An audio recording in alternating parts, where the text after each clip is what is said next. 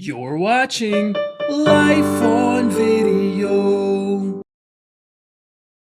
What's up, everybody, and welcome back to another episode of Life on Video.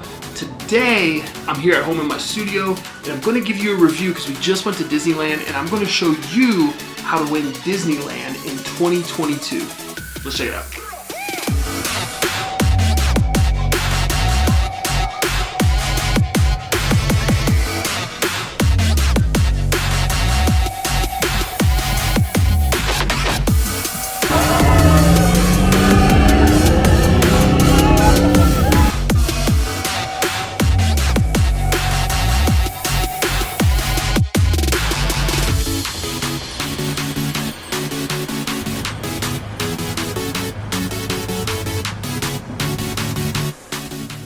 Okay, so today we're starting at Disneyland, and as you can see, it looks kind of daunting, like the lines are going to be relentless today.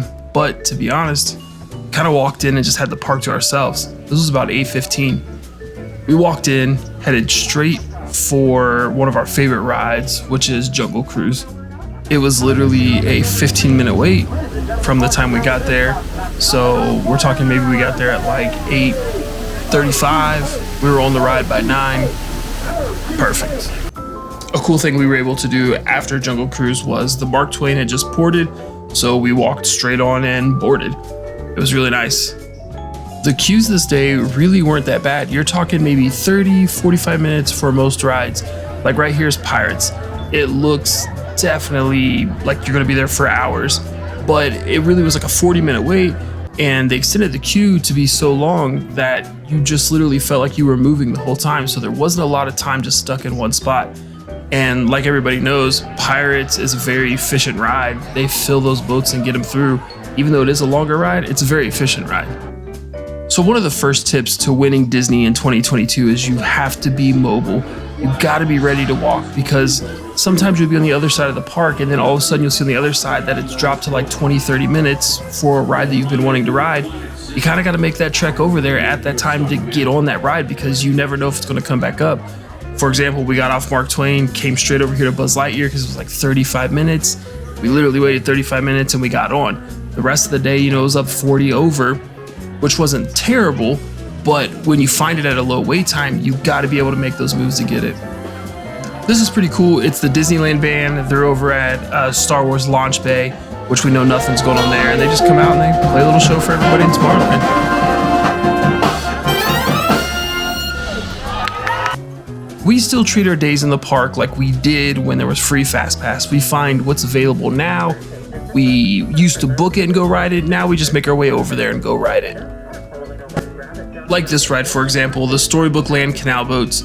We've never been on it because the ride wait is typically, almost an hour every time we're near it, but it was 20 minutes this time. So we hopped on it because it was the shortest wait that was in the park at the time. So we made our way over and we got to ride it. That same story is kind of true for this Alice in Wonderland ride. We've never been on it because the wait is typically too long to wait. But we hopped off the Storybook Land Canal Boats and it was a 30-minute wait to get on Alice in Wonderland. So we just jumped in queue and we waited for that one. And definitely a ride that's worth it if you can find it with the right wait time, which we did, so we rode it. Scheduled entertainment is not yet back in the park, so what you get is you can randomly catch characters in the Disneyland Band going down Main Street, which is kind of cool to see. So my next tip is you really have to set your expectations to understand that 30 minutes is really not a bad wait time. If you can catch a ride at 30 minutes, you're really winning at that point in 2022. Some of these rides can get up to 92 hours. You just never know, but 30 minutes, really set your expectations there and you'll have a better day. The next tip for winning, understand that dining reservations are pretty much not available unless you're booking super early. So in order to win dinner, lunch, breakfast, stuff like that, you have to know where the good walk-up counters are to get good food. This is Rancho del Zocalo. Very, very good food. Highly recommended. This is how we won dinner. Another thing about the parks right now, Winnie the Pooh was like 5-minute wait. I took my daughter on it like 4 times. Why not? And on majority of nights, you can catch the closing show for Disneyland Typically runs about an hour before closing, and it's fun. You know, they made it snow when Elsa came on. You have your fun favorite characters that you all know from Disney, and if you come back to It's a Small World, they actually project the light show that they do on the castle straight back on It's a Small World, because at Disneyland, It's a Small World looks something like this, and they're actually able to do the projections on that to mimic what they're doing on the castle. So you don't have to fight for a spot up front of the castle. You can come back to It's a Small World and see the same exact show. All right, now we're gonna head over to Disney California Adventure. This is March time frame, so Food and Wine Festival is going on right now, which starts at 11 a.m. every morning. So we're gonna highlight some of the Food and Wine Festival here, but we'll also give you some tips for winning DCA. Right here, we have the fish tacos, the braised ribs, and the brisket fries, and then we have like a full portion of the brisket fries here. Along with all that food, we have the bourbon strawberry lemonade, and we have the Mexican style lager that goes along with Food and Wine there. Braxton here, he tried those Chinese ribs. He thought they were amazing. This kid does love ribs though. And I went for the fish taco. Fish taco was actually really, really good. And then here's something we didn't show before, but this is the strawberry shortcake, pound cake with fresh strawberries and mascarpone cream. I wasn't feeling it, but my wife really thought it was great. This right here is from the Pacific Wharf. This is the Avocado Toast, which is part of the Food and Wine Festival. And this is just a macaroni bread bowl, which is not part of the festival. You can get it anytime. Avocado Toast, wife said it was good, but just a bit overboard on the toppings. This is what Food and Wine looks like. Like this little shed looking thing here is where you go and get these Food and Wine taster plates. So they're kind of all over the place as you walk through Disney California Adventure, and you just pop up and get something from them. For example, right here is the maple bacon churro. And I gotta be honest when I say, probably the best churro I've ever had at Disneyland. That thing was absolutely fuego. Not even going front. Oh, amazing. This food right here is not a part of the Food and Wine Festival. You can just get it at any time. It's from Avengers Campus, from the PIM Tasting Lab, and it's the gigantic pretzel with a beer battered cheese, a chicken sandwich, a cutie orange, some yogurt with some jelly bobas, a water, a beer mosa, and I gotta tell you, that food was actually really spot on and a great snack for the middle of the day. While in Avengers Campus, we also picked up some shawarma with the Greek yogurt sauce. Fire. Now let's jump into some of the rides. This is Radiator Springs, the most popular ride at Disney California Adventure, and it had like a 2 hour and 10-minute wait for majority of the day. So we paid for Lightning Lane for Radiator Springs, and it took us ride in, ride out. It took us all in all 30 minutes, so not bad, but it obviously wasn't as fast as we thought it was gonna be. But the current wait right now is 2 hours and 10 minutes, so 30 minutes, I mean, honestly, I'll take that. That's not bad at all. Like I said, we paid the $7 to get the individual Lightning Lane per person to go through and bypass the 2 hour and 10-minute wait. The thing is, even though this is the line for the Lightning Lane, you're all prioritized through. This ride can get up to $20 per person, but at $7 per person, I think that's pretty feasible and manageable to skip 2 hours and 10-minute wait.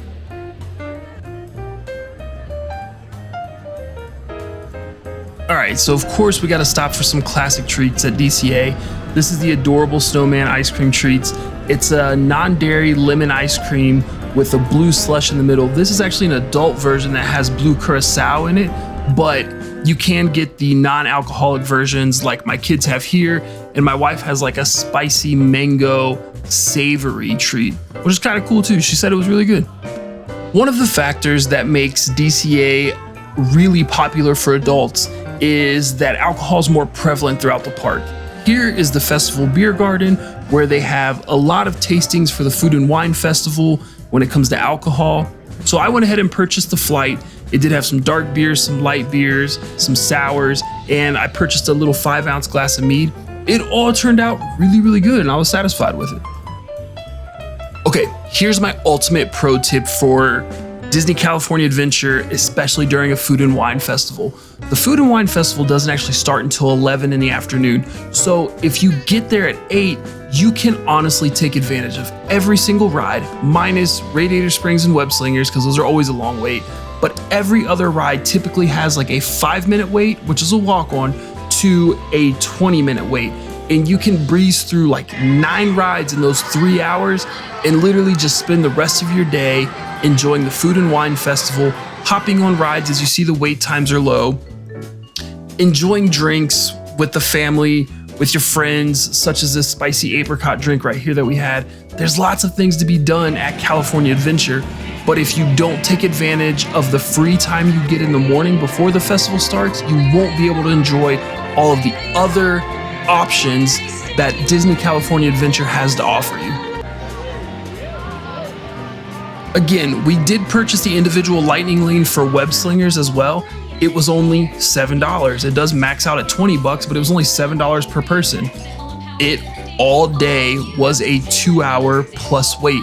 Just not something we're willing to do with 3 kids, a 7, a 6, and a 3-year-old. So we paid the $7 for all of us, so it was $35, and we went on to this ride, and we literally got on in a matter of, I think it was 10 to 15 minutes that we got on the ride. Really can't complain for $7 a person.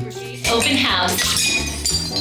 And now our project lead, the brilliant, Peter Parker. Hey, what's up? I'm Peter Parker. I gotta admit, this was an awesome ride. Even my 3-year-old daughter had an absolute blast slinging webs on this ride with her brothers. It was really cool, and I'm glad we paid the money to bypass that 2-hour wait because there was no way we were waiting for it. Overall, the parks are busy, I guess I could say crowded right now. But what you have to get in your mind is that this is a new Disneyland, and 30 minutes is about the norm to enjoy your day at Disneyland, that you're gonna have to wait in line. The days of just getting free fast passes and jumping on rides when you please are gone unless you buy Genie Plus, which we'll do a video about later because we did buy Genie Plus one of the days. But 30 minutes is extremely tolerable to get on a lot of these rides, and once you get that in your brain, you'll be set for a good day. The final pro tip is a no-brainer for everybody, but make sure you visit during the weekdays. That's what we did to have this experience that we had. Disneyland's back, the charm is back, masks are gone. It feels about 95% like normal at Disneyland right now. Make a trip, you won't regret it, I promise. And that's gonna be it. Thanks for tuning in, and stay tuned for more content here on Life on Video. Later.